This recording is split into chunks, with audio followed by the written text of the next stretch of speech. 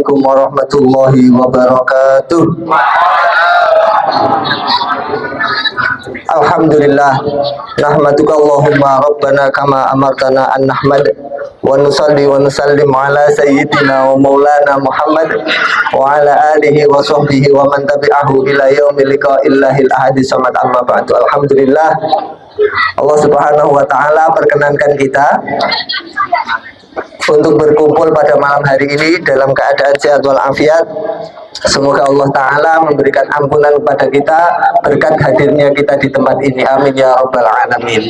Yang kami hormati sesepuh di Dusun Gunung Karet, Bapak Haji Jamhari, Magister Pendidikan, Bapak RT 1 Dusun Gunung Karet, dan seluruh masyarakat yang kami hormati. Mohon maaf nih, langsung saya singkat saja nih. Ya, sudah terlalu malam ini. Ya. Nanti kalau saya lebih dari 30 menit tangannya diangkat gini, Pak. Ya, menyerah gitu. Ya. Nanti biar saya tahu bahwa saya harus berhenti. Bismillahirrahmanirrahim. Kitab yang kami baca ini berjudul Hujjatullah 'alal alamin fi mu'jizati sayyidil mursalin. Hujjah dari Allah Ta'ala untuk semesta alam. Hujjah itu apa, Pak? Sesuatu yang menerangkan. Menerangkan apa? Fi mu'jizati sayyidil mursalin, dalam menerangkan atau menjelaskan tentang mukjizatnya Nabi Muhammad sebagai pimpinan dari para utusan. Mohon maaf, malam hari ini yang akan kami baca di sini itu mencolot, Pak. Mencolot itu bagaimana? Tidak dari awal, karena safari ini tadi sudah dimulai beberapa waktu yang lalu. Jadi di Gunung Karet ini dapat bagian tengah lah, Pak. Dapat bagian tengah. Jadi malam hari ini Nabi Muhammad itu adalah nabi yang beda dengan nabi-nabi yang lain, Pak. Kalau nabi yang lain itu diutus untuk suatu kaum, terbatas di satu periode. Kayak Pak RT gitu kan, berapa periode Pak RT? Lamanya. Intan? Masuk 1 tahun tuh, Pak. Lamanya. Berada 5 tahun. Oh gitu, oke. Baru pilihan tuh, Pak? Iya. Iya, alhamdulillah masih 5 tahun lagi. Oke.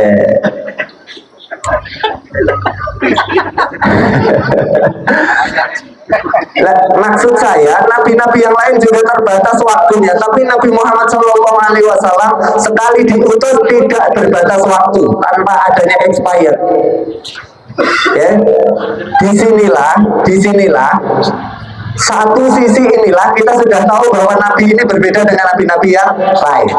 Nah, yang kami baca di sini bahwa Nabi Muhammad yang seperti ini itu ternyata kelebihannya itu bisa kita lihat dari mukjizat-mukjizat yang dimiliki oleh Nabi Muhammad. Sampean sebutkan, Pak, mukjizatnya Nabi siapa yang sampean tahu? Saya akan bantu untuk menyebutkan bahwa Nabi Muhammad mempunyai mukjizat yang serupa. Nabi Musa punya tongkat yang bisa dipakai untuk membelah laut. Nabi Muhammad mempunyai juga mukjizat nggak pakai tongkat, Pak. Kalau Nabi Musa masih pakai tongkat. Nabi Muhammad tangannya ini diarahkan kepada rembulan sigar, rembulan pecah menjadi 2, tanpa tongkat, Pak, tanpa perantara. Nabi Ibrahim seumpama beliau ketika menghancurkan berhala-berhala yang ada di kaumnya itu menggunakan kapak. Berhala didatengin satu persatu dikapak. Yang lain hancur, tinggal yang besar, kapaknya dikalungkan yang besar. Nabi Muhammad ketika masuk ke kota Mekah dalam Fathu Makkah, Nabi hanya melihat, mengarahkan tangan, mengatakan Qul al-haqqu wa zahaqal batil innal batila kana zahuqa. Katakanlah telah datang kebenaran. Kalau datang kebenaran, yang batil akan sirna. Kenapa? Barang yang batil itu tidak kuat berdiri selama-lamanya. barang yang batil, barang yang tidak benar, itu eksistensinya tidak lama. Innal batila kana zahuqa. Pak, uang yang didapatkan oleh saya dan penjenengan ketika coblosan sekarang masih ada atau tidak, Pak? Orang itu. Pinter beliau ini jawabannya. Okay.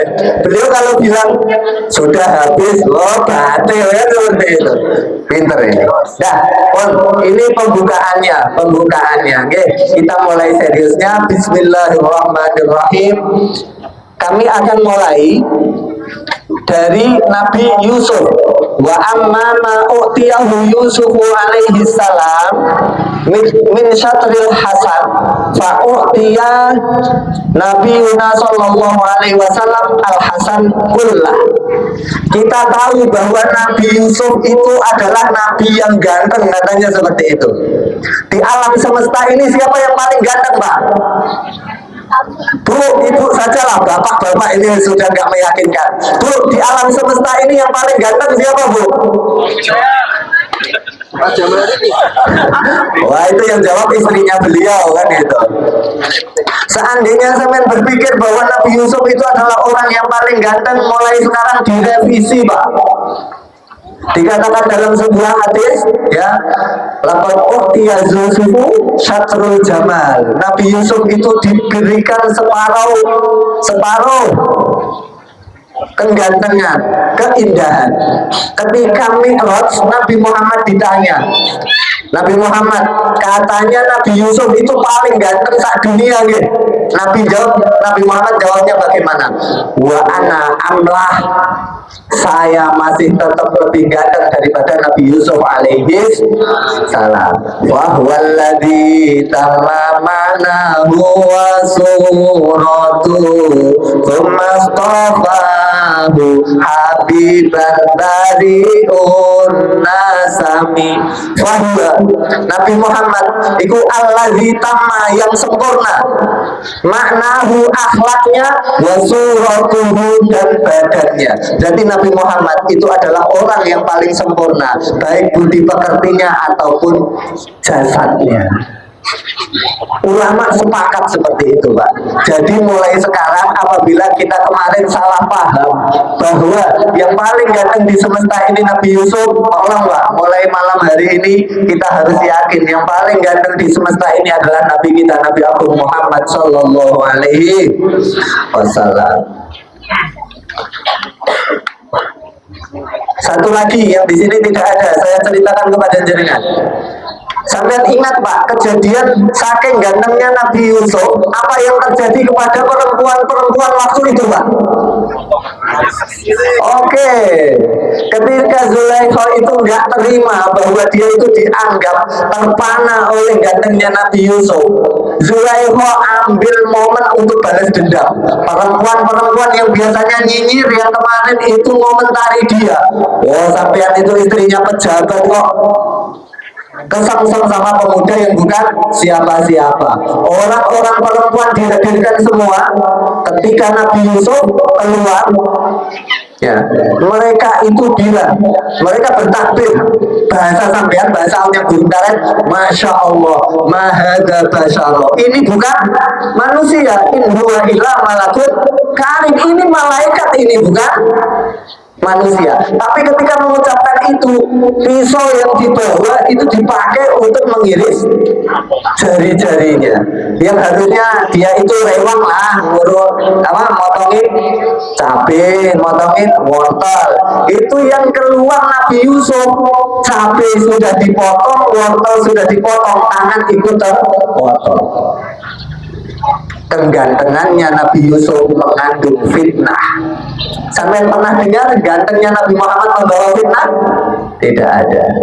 Bahkan setiap orang yang melihat Nabi Muhammad, melihat wajahnya, pasti hatinya akan tergetar. Sahabat mengatakan, man ro'ahu badi'atan, mohon maaf, man ro'ahu badi'atan habah. Barang siapa yang melihat Rasulullah secara sekilas dengan jelas seperti ini, tapi baru awal habah, pasti orang itu akan takut kepada Nabi Muhammad. Ya, wa man arafahu ma'rifatan ahabba.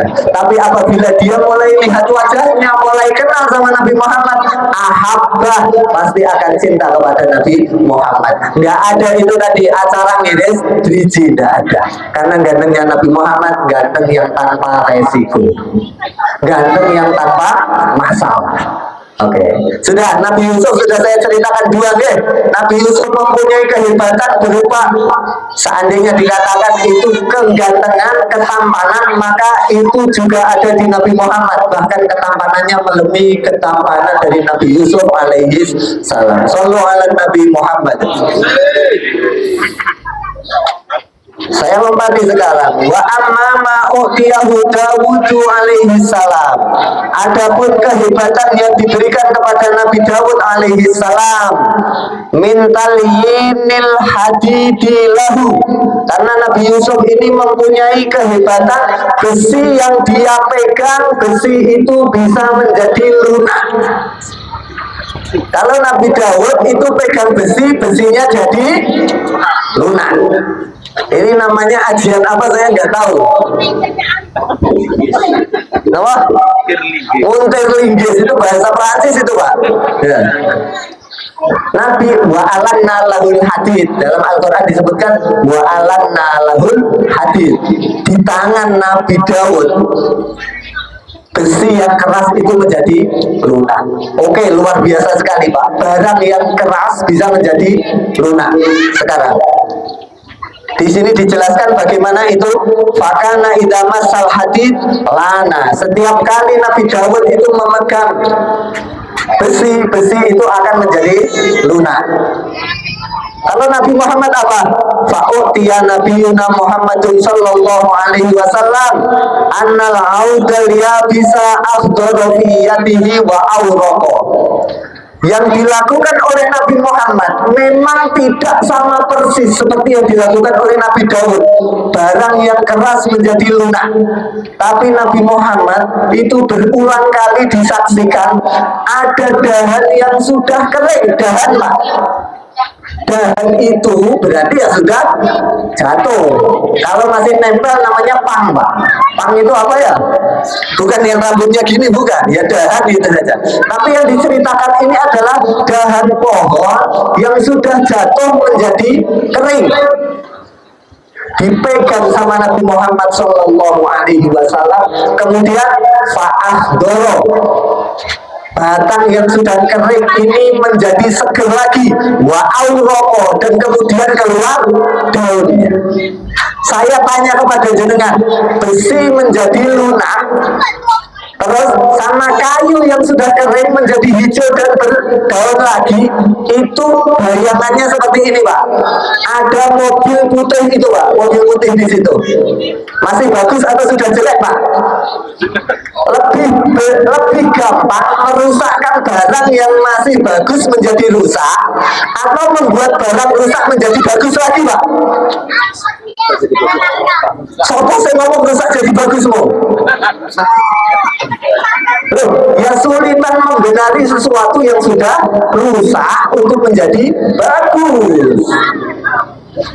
Masjid ini Pak masih berdiri, sampean ambil kapak, ambruk bisa langsung satu detik itu.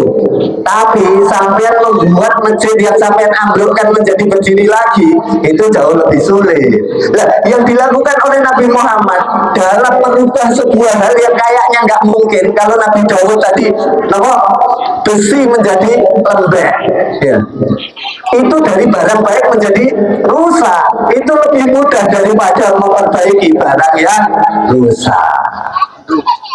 Sulit Pak. Oke. Dah, Nabi Dawud saya selesaikan karena di sini contohnya cuma satu. Ya. Sekarang kita akan pergi kepada Nabi Sulaiman alaihi salam. Nabi Yusuf sudah, Nabi Dawud sudah, Nabi Sulaiman sekarang. Wa amma ma utiyahu Sulaimanu alaihi salam.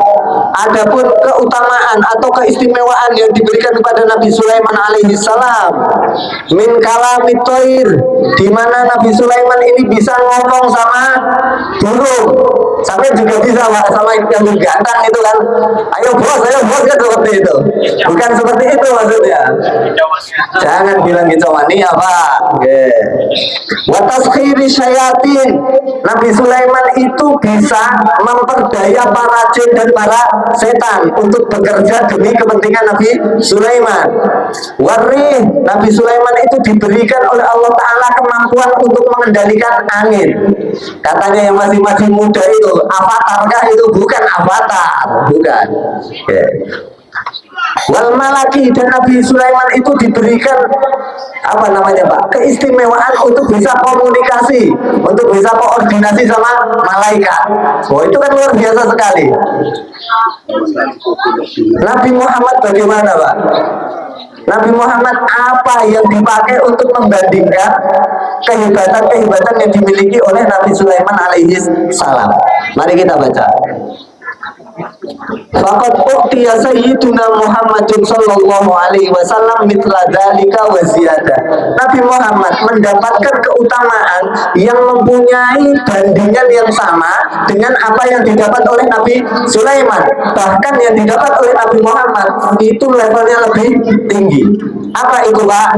Amma kalamut toiri.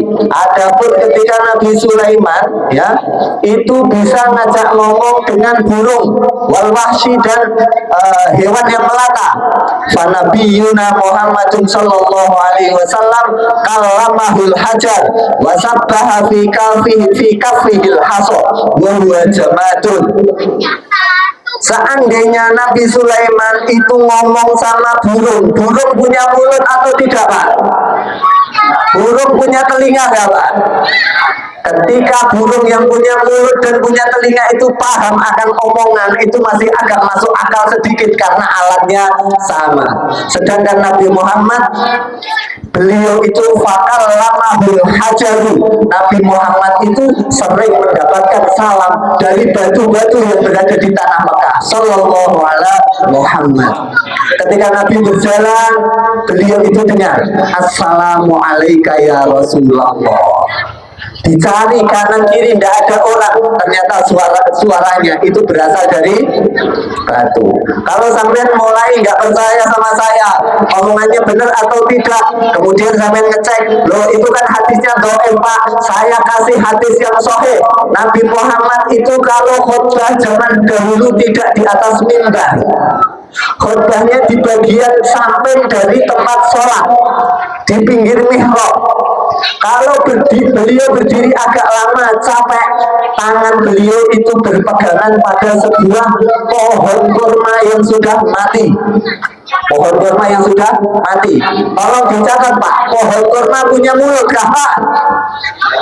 Enggak, yang punya mulut kan sampean.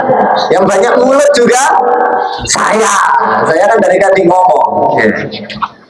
Ternyata pohon yang sudah mati tidak punya alat untuk ngomong. Di minggu, di pekan, di Jumat, ketika Nabi Muhammad ini berkhutbah masih berpegangan pada pohon ini masih normal seperti kemarin-kemarin, nggak bikin masalah Pak. Seminggu kemudian ketika Nabi Muhammad bertemu dengan Bani Najjar, Bani Najjar itu adalah Bani kaum kabilah yang mempunyai keutamaan kepandaian dalam mengukir atau membuat kerajinan dari kayu. Kira-kira kalau di sini orang mana Pak? Itu orang Jawa Pak. Itu mau saya pakai. Kalau di Jawa yang pintar seperti ini orang Jepara. Kalau di sini Gunung Karet kah? Ya monggo siapapun boleh. Saya lanjutkan Pak. Ketika ketemu sama Bani Najjar, Rasulullah dikasih tahu sama Bani Najjar, ya Rasulullah, maukah engkau kami bikinkan mimbar? Yang mimbar itu mempunyai tinggi yang lebih, sehingga apabila engkau mengucapkan sesuatu, orang yang di belakang akan lebih jelas dalam mendengarkannya. Nabi Muhammad tidak menolak tawaran itu. Di Jumat kemudian mihrab itu sudah jadi, mimbar itu sudah jadi. Nabi Muhammad berkhutbah, awalnya bersandar pada pohon itu, kemudian pindah ke mimbar yang jaraknya kurang lebih hanya 10 meter. Semua orang yang siang itu sholat Jumat bersama Rasulullah sama-sama mendengar bahwa ada tangisan. Suara tangisan bagaimana, Pak? Sama nggak tahu nangis loh, Pak? Siapa nggak pernah nangis, Pak? Ya. Bu, suara tangisan bagaimana, Bu? Itu kuntilanak, Bu. Ya. Ketika suara tangisan itu mulai keras, orang yang ada di masjid mulai gelisah. Ini mau Jumatan kok ada suara yang seperti ini. Ternyata ketika Rasulullah mulai khutbah, tangisan itu semakin keras. Suaranya itu orang sepakat, tidak ada orang yang menangis. Satu-satunya sumber suara yang bisa dilacak itu berasal dari pohon kurma mati yang hari itu ditinggal oleh Rasulullah Shallallahu Alaihi Wasallam 10 meter di sampingnya, hanya ditinggal 10 meter. Pohon yang tidak punya mulut menangis, Pak. Nggak punya hati loh, Pak. Ini Pak, pohon, Pak. Jenengan yang katanya punya hati, jarak kita sama Rasulullah sedemikian jauhnya, itu sama sekali tidak merasa gelisah. Pernah nangis, Pak, karena sampean itu pengen ketemu sama Rasulullah? Ya enggak. Pernah nangis karena tagihan? Ya sering kan gitu. Nah ini kita bersama-sama seperti itu. Oke, Pak, seandainya Nabi Sulaiman bisa ngomong sama burung, burung bisa ngomong sama dia, biasa, Pak, uang mempunyai alatnya. Sedangkan Nabi Muhammad ketika pohon ini menangis, akhirnya Rasulullah itu turun dulu dari mimbar, diusaplah pohon ini, dikasih tahu, wahai nahl. Pohon kurma itu dalam bahasa Arab namanya nahl, tapi kok nahlun. Kalau nahlun itu maknanya lebah, nahlun pohon kurma. Ya nahl, kamu saya kasih pilihan. Ya, saya khutbah lagi sama kamu, saya mau. Tapi pilihan kedua, sekarang kamu berhenti nangis. Ya, saya akan doakan, saya mintakan Allah Ta'ala, kamu akan menjadi salah satu tumbuhan yang ada di dalam surga. Tangisan itu langsung berhenti. Kira-kira pohonnya dengar atau tidak, Pak? Ya kalau manut itu yang mendengar kan seperti itu. Buktinya terus berhenti. Nah, disinilah Nabi Muhammad berkata kepada makhluk yang tidak mempunyai telinga pun, makhluk yang mempunyai telinga bisa mengerti apa yang dikatakan oleh Rasulullah Sallallahu Alaihi Wasallam. Waduh, sudah 26 menit ini. Yeah. Pak Lukman, terus pundi? Lanjut nggih? Nggih. Terus, ketika perang yang terjadi di dalam perang Badar, ketika Nabi Muhammad dan para sahabatnya ini mulai terdesak oleh kafir Quraisy, Nabi Muhammad itu mengambil batu.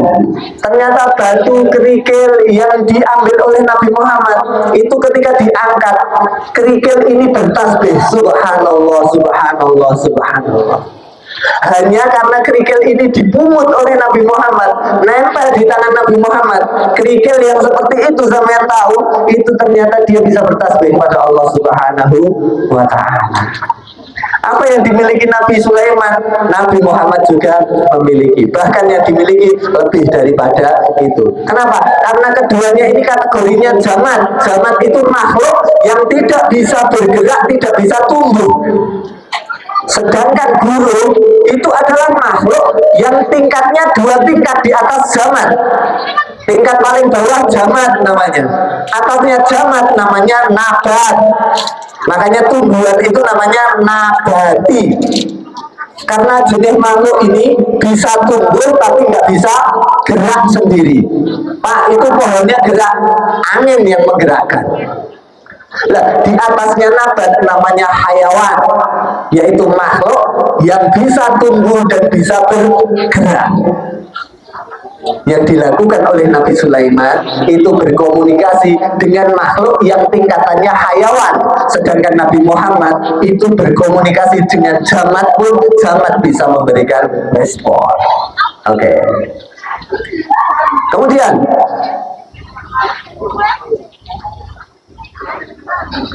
Nabi Sulaiman itu mempunyai angin, Pak.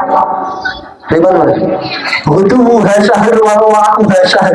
Ya, Nabi Sulaiman itu diberikan keistimewaan oleh Allah Ta'ala.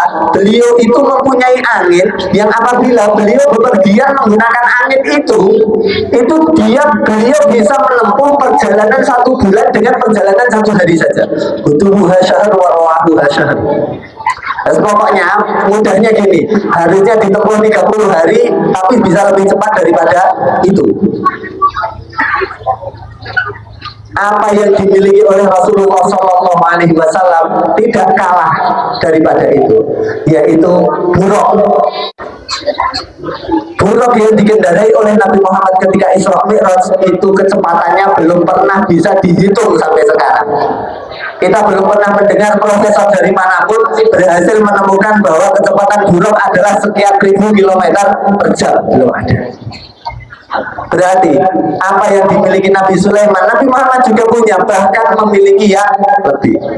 Seandainya sampai dengar bahwa Nabi Sulaiman itu ketika menggali di bawah bumi beliau mengeluarkan batu bara, bukanlah. Zaman itu yang dikeluarkan emas dan mutiara, menggunakan jasa jin. Menggunakan jasa jin. Jinnya ini takut sama Nabi Sulaiman.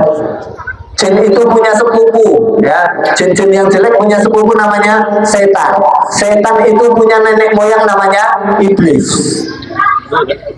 Iblis itu pernah datang ke Masjid Nabawi, ditangkap sama Rasulullah, ya. Iblisnya ini ditali, dicagak di tiang dari salah satu tiangnya Masjid Madinah. Seandainya Nabi Sulaiman hanya mengalahkan jin, yang dikalahkan sama Rasulullah SAW itu adalah iblis, presidennya jin, presidennya setan, nenek moyangnya setan. Itulah yang dari tadi saya bilang, semua keistimewaan oleh Nabi yang lain dimiliki pula oleh Nabi Muhammad Sallallahu Alaihi Wasallam. Wa kullu ayin atar rusulul kiramu biha fa inna ma tasolat min nurihi bihimi maulai.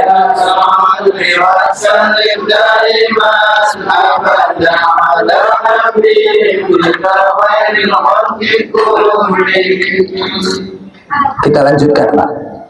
Ternyata teriak-teriak terus itu juga membuat haus. Yeah.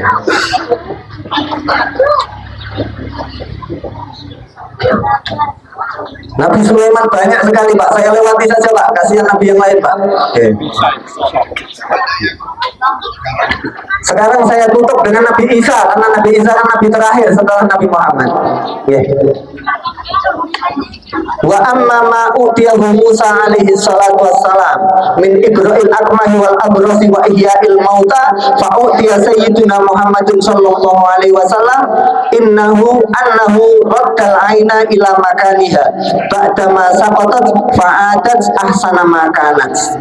Nabi Isa itu diberi keistimewaan oleh Allah Ta'ala, itu bisa menyembuhkan orang yang bisu, bisa menyembuhkan orang yang lepra. Bahkan Nabi Isa itu bisa menghidupkan orang yang sudah meninggal. Oke, saya langsung ambil yang paling ujung saja, Pak. Yang paling ujung, yaitu Nabi Isa itu menghidupkan orang yang meninggal. Tapi syarat ketentuannya berlaku, Pak. Syarat ketentuannya berlaku.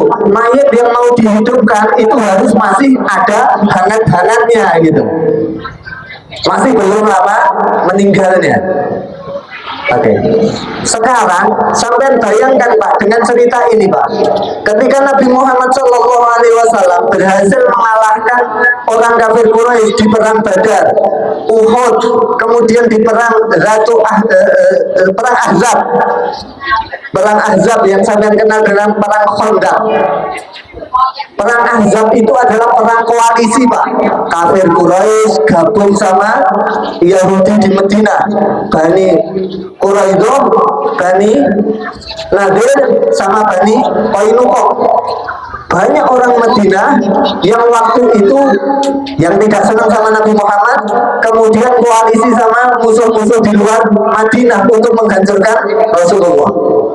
Sampai akhirnya dalam perang itu pun mereka kalah, masih tetap yang menang Rasulullah. Ada seorang perempuan Yahudi yang masih mempunyai dendam.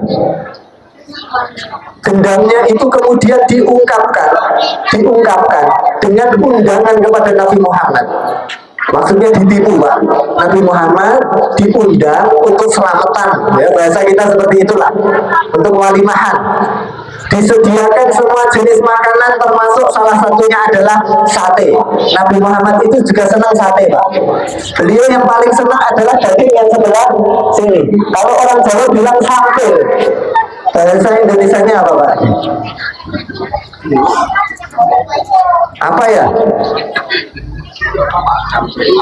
Paha atas. Nah, paha atas. Oke.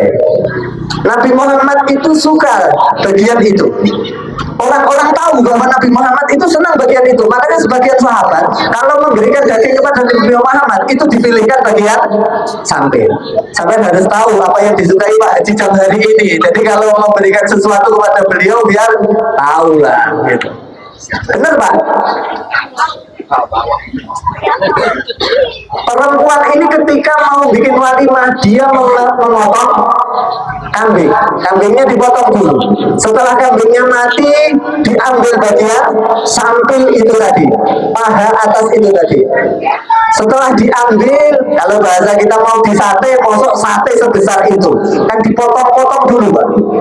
Habis dipotong kemudian ditusuk. Habis ditusuk kemudian dibakar di atas api.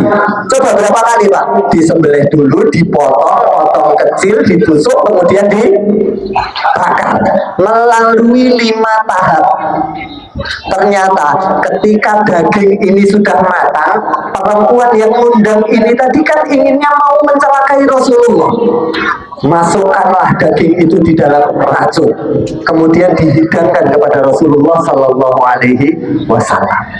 Ketika daging ini menempel di mulutnya Rasulullah, daging ini mengeluarkan suara yang didengar, la takulni wa ana masmum.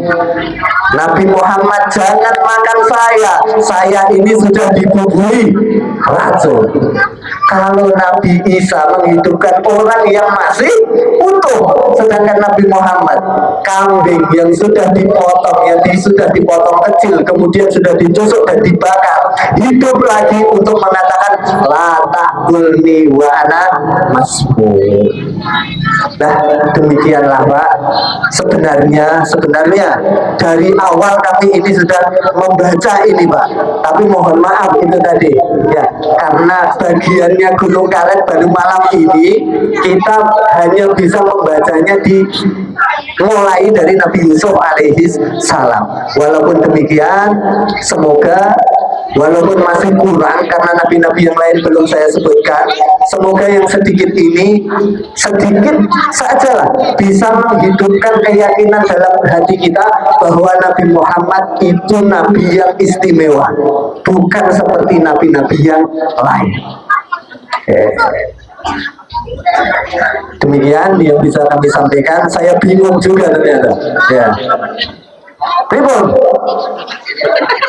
Itu loh, kasihan emak-emak sudah gini ini loh. Nah, sudah gini-gini. Kami cukupkan ya. Apa yang kami lakukan ini disponsori oleh lembaga dakwah Nahdlatul Ulama.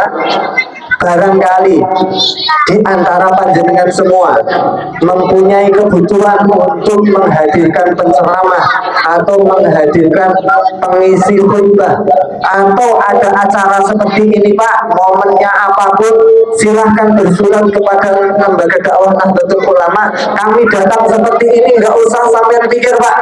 Ya, kami ini jalangkung. Tahu Pak? Datang tak diundang, pulang tak diantar. Tenang saja Pak. Teman-teman yang hadir di sini, kami ini sudah mempunyai niat ya untuk sedikit memberikan sumbangsih kami kepada siapapun yang ada di Sangatta ini. Alhamdulillah tidak hanya di Sangatta Pak, teman-teman ini pernah juga menghadiri acara yang serupa di Batu Ampar. Setelah ini kami akan melakukan juga di tempat-tempat yang lain. Kami minta doa kepada panjenengan semua, semoga teman-teman ini diberikan kekuatan oleh Allah Subhanahu wa taala bisa menyebarkan kebaikan ini sampai ke ujung manapun. Demikian kami akhiri doa. Oke. Kita berdoa kepada Allah Subhanahu wa taala karena tadi yang dibaca Barzanji ya. Kami akan menutup itu dengan doa Barzanji. Tadi belum doakan. Ala hadhihi niyyah wa ala kulli niyatin shalihah. Al-Fatihah. A'udzu billahi minasyaitonir rajim. Bismillahirrahmanirrahim. Iyyaka na'budu wa iyyaka nasta'in. Ihdinas siratal mustaqim. Shiratal ladzina an'amta 'alaihim ghairil maghdubi 'alaihim waladdallin. A'udzu billahi minasyaitonir rajim. Bismillahirrahmanirrahim. Alhamdulillahirabbil alamin. Hamdan syakiran hamdan na'iman hamdan yafi ni'amahu wa yukafi mazidah. Ya rabbana lakal hamdu kama yanbaghi li jalali wajhikal karim wa 'azimi sultanik. Allahumma shalli 'ala sayyidina wa maulana Muhammadin wa 'ala alihi wa sahbihi wa sallam. Allahumma ya basital yadayhi bil 'adiyah, ya man idza rufi'at ilaika aqufu 'abdika fa, ya man tanazzaha fi dhatihi wa sifatihi al ahadiyah an ayyakuna lahu fiha nadha'ir wa ashbah, ya man tafarrada bil baqa'i wal qidami wal azaliyah, ya man la yurja ghayruhu 'ala siwa, ya man istanada al anamu ila qudratihi al qayyumiyyah wa arsyada bi fadlihi man istarsyadahu wa istahda. Nas'aluka Allahumma bi anwarika al qudsiyah allati azahat min dhulumati syakki duja wa natawassalu ilaika bi syarafi dhatil muhammadiyah wa man huwa akhirul anbiya'i bi suratihi wa awwaluhum bi ma'na wa bi alihi kawakib amnil bariyah wa safinati salamati wan najah wa bi ashabihi ulil hidayati wal afdaliyah alladhina badalahum nufusahum lillahi yabtaghuna fadlan min Allah wa bi hamalati syari'atihi ulil manaqib wal khususiyah alladhina istabshiru bi ni'matin wa fadlin min Allah an tuwaffiqna fil aqwali wal a'mali li ikhlasin niyyah wa tunjiha li kullin min al hadirin ma talabahu wa minna wa tukhallisana min asli sahwa'i wal adwa'il qalbiyah wa tuhaqqiq lana min al amali ma bika dhanna wa tafiyya kulla mudlah himmatin wa badiyah wa la taj'alna mimman ahwahu hawa wa tudniya lana min husnil yaqini qutufan daniyatan janiyah wa tamhu 'anna kulla dhanbin janaina wa tahturu li kullin minna 'aibahu wa 'ajzahu wa hasrahu wa 'iyah wa tusahhila lana min salihil a'mali ma 'azza dara wa ta'umma jam'ana min khazain minahika saniyah wa bi rahmati wa maghfirati wa tudima amma siwa ghina. Allahumma innaka ja'alta li kulli sa'ilin maqama wa maziyah wa li kulli rajin ma amalahu fika raja wa qad sa'alnaka rajina mawahibaka lad-dunya fa haqqiq lana ma minka rajawna. Allahumma amin ar-rawati wa amin ar-ru'ata wa ra'iyah wa amin al-ajra liman ja'ala hadha al-khayra fi hadha al-yawm wa ajra. Allahumma ij'al hadhihi al-baldata wa sa'ira bilad al-muslimin aminatan rakhiyah wasqina ghaysan ya'ummu siyabu saybihi sab'a wa ruba waghfir lin-nasi hadhihi al-burud al-muhabbarah al-mawlidiyah sayyidina Ja'far man ila al-Barzanji nisbatuhu wa muntama fa haqqiq lahu al-fawza bi qurbika wa raja wal umniyah waj'al ma'al muqarrabin maqilahu wa sunnah wastur lahu 'aibahu wa 'azzahu wa hasrahu wa 'iyah wa katibiha wa qari'iha wa man asagha ilaiha sam'ahu wa asgha. Allahumma salli wa sallim ala awwali qawli litajalli min al-haqiqati al-kulliyah wa ala alihi wa sahbihi wa man nasarahu wa wala ma syunifatil adhan wa suhiduri bi aqradin jawhariyah wa tahallaq suturul mahafilil munifati bi uqudi hula wa afdalus salat wa atamu taslim ala sayyidina wa maulana Muhammadin khatamil anbiya wal mursalin wa ala alihi wa sahbihi ajma'in. Subhana rabbika rabbil izzati amma yasifun wa salamun alal mursalin walhamdulillahi rabbil alamin. Al-Fatihah. A'udzu billahi minasyaitonir rajim. Bismillahirrahmanirrahim. Alhamdulillahi rabbil alamin arrahmanir rahim maliki yaumiddin. Iyyaka na'budu wa iyyaka nasta'in. Ihdinas siratal mustaqim siratal ladzina an'amta 'alaihim ghairil maghdubi 'alaihim waladdallin. Amin. Demikian, mohon maaf yang sebesar-besarnya. Wallahul muwaffiq ila aqwamit thoriq. Assalamualaikum warahmatullahi wabarakatuh.